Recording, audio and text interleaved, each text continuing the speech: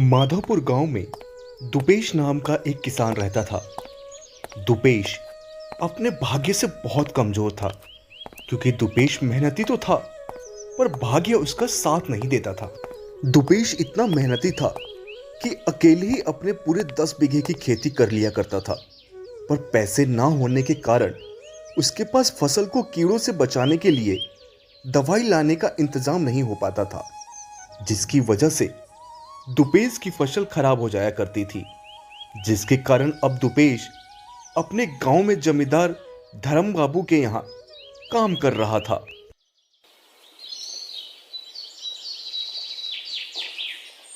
शांति, ओ शांति, मैं जमींदार के खेतों में काम करके थक गया हूँ। अब तू कुछ पैसे अपने मायके से मंगा लेती तो मैं अपने खेतों में काम शुरू कर देता। ना जी ना, ये मैं नहीं कर सकती। भला मेरे मायके वाले क्या सोचेंगे जब मैं उनसे पैसे मांगूंगी तो बताइए, और आपकी क्या इज्जत रह जाएगी उनके सामने। तो मैं क्या करूं शांति, अपने पास इतने खेत होने के बाद भी मैं जमींदार के यहाँ दिहाड़ी पर मजदूरी कर रहा हूँ। ये कैसी मजबूरी है शांति, ये कैसी मजबूरी है। आप चिंता मत कीजिए, ये मजबूरी भी एक ना एक दिन खत्म हो जाएगी। अब जाइए, काम पर जाइए, नहीं तो देरी हो गई तो जमींदार गुस्सा करेगा। हाँ शांति, सही कह रही हो तुम। देखता हूँ जमींदार से बात करके, अगर वो ही ब्याज पर कुछ पैसे दे दे तो काम बन जाए अपना। ठीक है, अब जाइए। दुपेश ये सोचकर आज काम पर जा रहा था कि आते वक्त वो जमींदार से ब्याज पर पैसे लेने के लिए बात करेगा। दुपेश खेत में जाकर काम करने लगता है और देखते ही देखते शाम हो जाती है। जमींदार बाबू, आपसे एक बात करनी थी। हाँ दुपेश, बोल, क्या बात करनी है तेरे को। जमींदार बाबू, मुझे कुछ रुपयों की जरूरत थी, अगर मिल जाता तो बड़ी मेहरबानी होती है आपकी।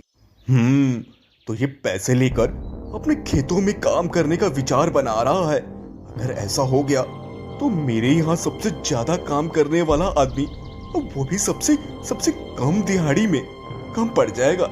नहीं, क्या सोच रहे हैं जमींदार बाबू। कुछ नहीं दुपेश, देख, बात ऐसी है कि तेरी सेठानी के मायके में ब्याह है, तो मैंने सारे पैसे उधर ही दिए हैं। कुछ दिन रुक जा, बंदोबस्त कर दूंगा। पर जमींदार बाबू, तब तक तो खेती का समय ही चला जाएगा। मेरा शक सही निकला, ये खेती करने के लिए ही पैसे मांग रहा है। जमींदार बाबू, क्या सोचने लग जाते हैं आप बीच बीच में। कुछ नहीं दुपेश, मैं करता हूँ 1-2 दिन में बंदोबस्त, तब तक तू काम कर खेतों में। ठीक है जमींदार बाबू, थोड़ा जल्दी करा देना, बड़ी मेहरबानी होगी। जा बच्चू जा, तेरे अपने खेत में खेती करने का सपना ही बनकर रह जाएगा। दुपेश बहुत खुश था कि उसे अब पैसे मिल जाएंगे, जिससे वो अपने खेत में फिर से खेती कर सकेगा। पर क्या सच में जमींदार दुपेश को पैसा देगा? आइए कहानी में आगे देखते हैं।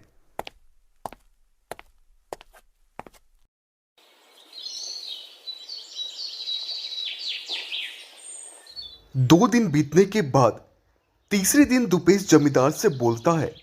जमींदार बाबू, 3 दिन हो गए हैं, आपने कहा था 1-2 दिन में बंदोबस्त कर दूंगा। हाँ, तो पैसे क्या पेड़ पर उगते हैं जो तोड़ कर दे दूं? इंतजाम नहीं हो पाया तो क्या करूं मैं। ठीक है जमींदार बाबू, ठीक है, कोई बात नहीं। दुपेश को इंतजार था कि जमींदार उसे पैसे दे देगा, पर हुआ उसका उल्टा। अब दुपेश की उम्मीद टूट चुकी थी। दुपेश मन मारकर जमींदार के खेत में ही काम करने लगा। एक दिन जब दुपेश काम से घर वापस लौट रहा था, तब रास्ते में उसे मनोज, उसका दोस्त, मिला।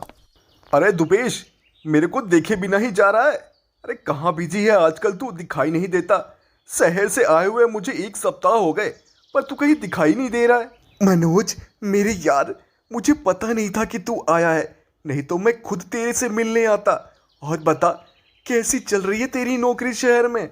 वेल, मेरी नौकरी तो बहुत अच्छी चल रही है। तेरी खेती कैसे चल रही है ये बता मुझे। क्या बताऊं यार, एग्रीकल्चर से पढ़ाई की ताकि मैं खेती में कुछ कर सकूं, पर मजबूरियों ने मेरे हाथ पैर ही बांध दिए।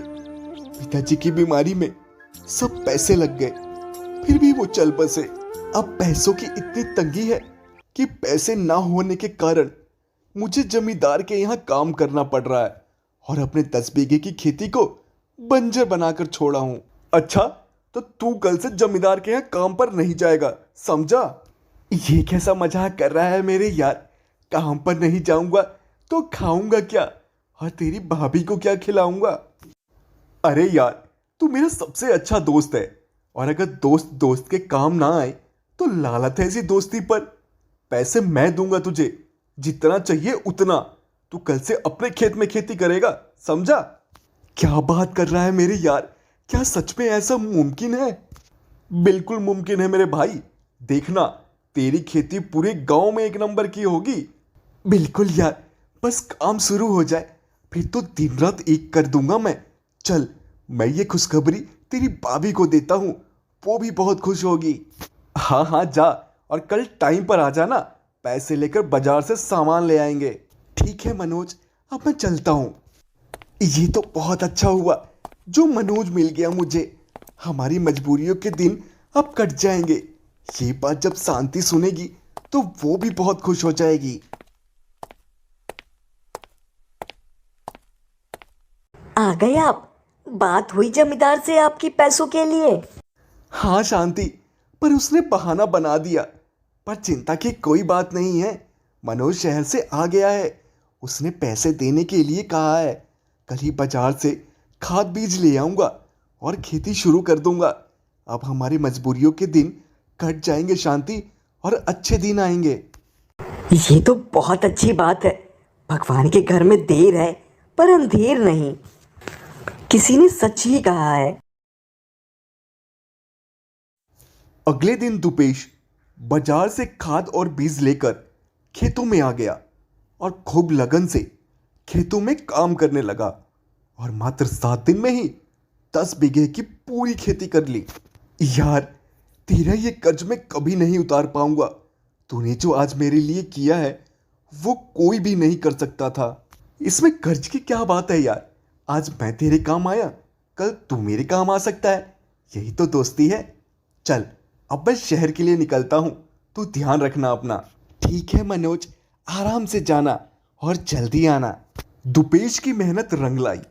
उसने गांव में हर किसान से ज्यादा तो फसल उगाई ही थी, पर उसने जमींदार को भी पीछे छोड़ दिया था।